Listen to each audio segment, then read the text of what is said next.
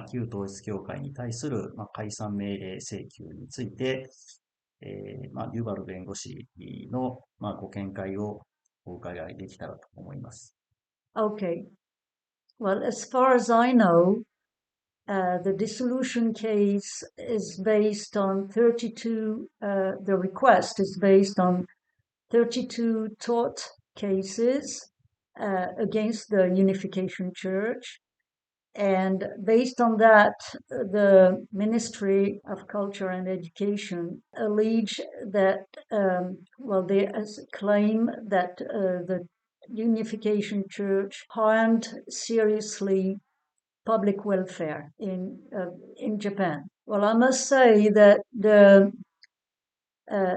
public welfare is not a possible limitation to freedom of religion or belief under international human rights law, and the commitments of Japan under the International Covenant on Civil and Political Rights, because Japan has committed to abide by this treaty. And under Article 18, freedom of religion, the only possible limitation, to that right are severely, strictly listed, and public welfare is not one of them, because public welfare in the area of religious belief is extremely arbitrary. Public welfare cannot be used to prohibit certain religious beliefs. This is not possible because this is what is called freedom of religion or belief.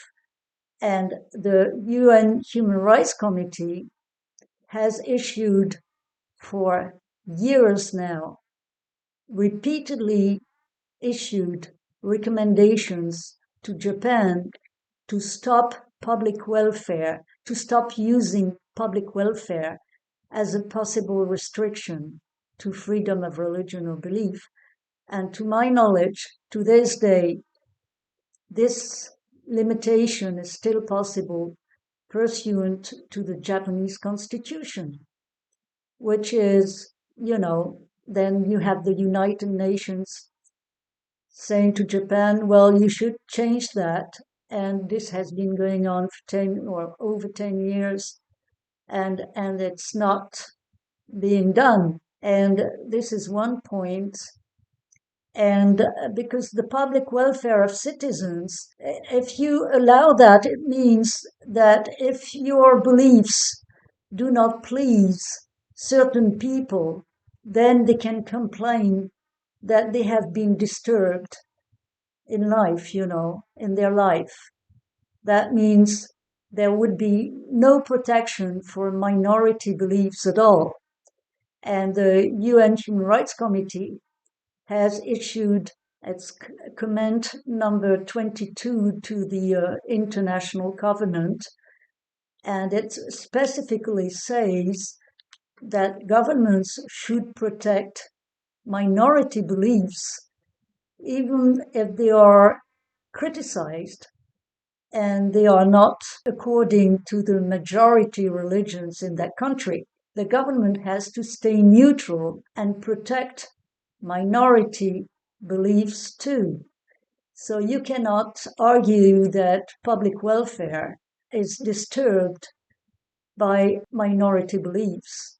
And on top of that, the tort cases that they refer to and that were lost by the Unification Church were lost on the basis of a violation of social norms. But this is not either acceptable under international human rights law, because it's the same comment number 22 that applies. It means if you want to protect minority beliefs, you don't use so-called social norms or social acceptability to repress them or even persecute them and try to dissolve the movement or the corporation. you cannot do that. I mean, you could do it on other bases, like threatening public order, or there are other possible limitations that are, but it's only in extreme cases where there is a real threat. But social norms or public acceptability is not a possible limitation. I'm sorry to say. That's what I would tell the government if they had accepted to meet me, but it's not the case.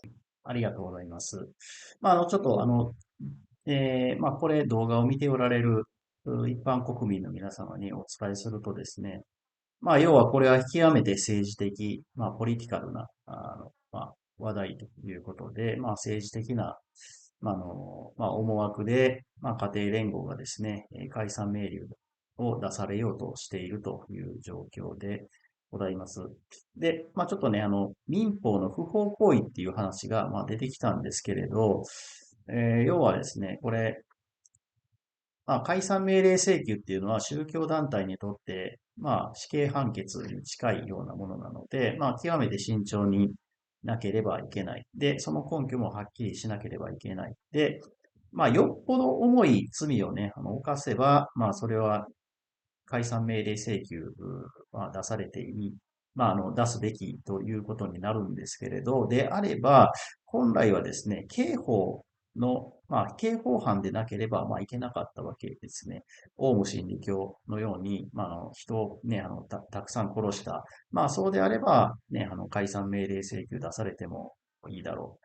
しかし一方ではですね、もともと民法においては解散命令請求要件になかったんですよね。で、それをですね、岸田総理がですね、予算委員会で小西博之とですね、その点を、議論してですね、なぜか一日で、小西氏が、解釈に関する質問をね、したんですけれど、それに対して岸田総理が、ある意味ですね、家庭連合に対して解散命令を出せるようにするために、民法でも解散命令請求を出せるように、その要件をですね、解釈変更したという、そういう経緯が、あります。はい。